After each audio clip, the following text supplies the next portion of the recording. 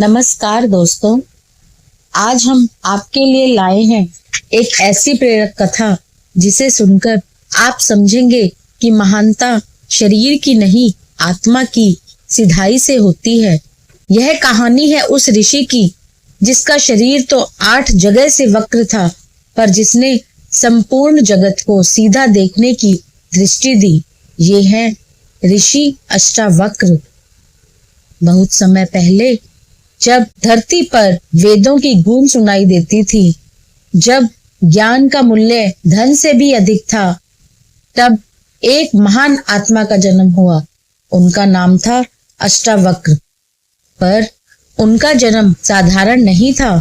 जब वे अपनी मां के गर्भ में थे, तब उन्होंने अपने पिता ऋषि कहोड़ को वेदों का एक श्लोक गलत बोलते हुए सुन लिया। बालक ने वहीं से सत्य के लिए आवाज उठा दी। उन्होंने कहा, पिताश्री, यह श्लोक ऐसे नहीं, इस तरह से उच्चारण किया जाएगा। सारी सभा चौंक गई।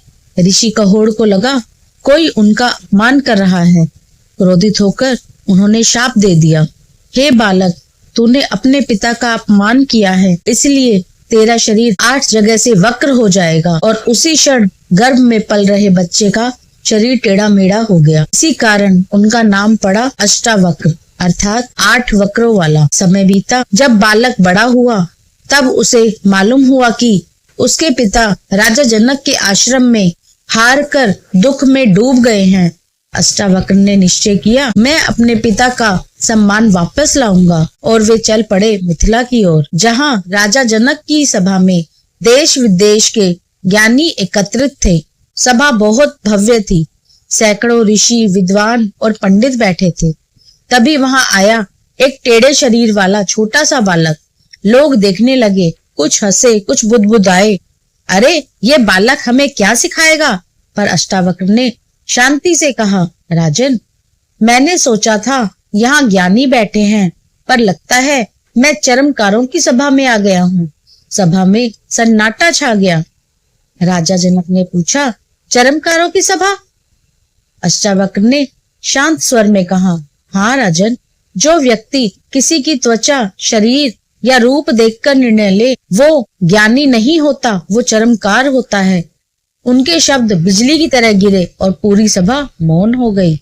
राजा जनक उठे, अष्टावक्र के चरणों में झुक गए। उन्होंने कहा, ऋषिवर, आज मैंने पहली बार आत्मा की दृष्टि से देखना सीखा है। अष्टावक्र ने मुस्कुराकर कहा, राजन, यही सत्य है। जो स्वयं को शरीर मानता है वही बंधन में है, जो स्वयं को आत्मा जान लेता है वही मुक्त है। और वहीं से आरंभ हुआ अष्टावक्र गीता का एक ऐसा संवाद जो आज भी आत्मा को झकझोर देता है। उन्होंने कहा, यदि तू अपने शरीर से अलग होकर आत्मा में स्थिर हो जाए तो उसी क्षण तू मुक्त हो जाएगा। अष्टावक्र ने अपने टेढ़े शरीर से यह सिद्ध किया कि महानता रूप में नहीं, दृष्टि में होती है। वह शरीर से झुके थे, पर विचारों में वो संपूर्ण थे। उन्होंने सिखाया, असली विकलांगता शरीर की नहीं, आत्मबल की कमी की होती है। तो जब भी जीवन कठिन लगे, परिस्थितियां टेढ़ी लगे और मन कहे मैं नहीं कर सकता, तब अष्टावक्र को याद करना। वो ऋषि जो 8 जगह से टेढ़े थे, पर फिर भी उन्होंने जीवन के सत्य को देखा।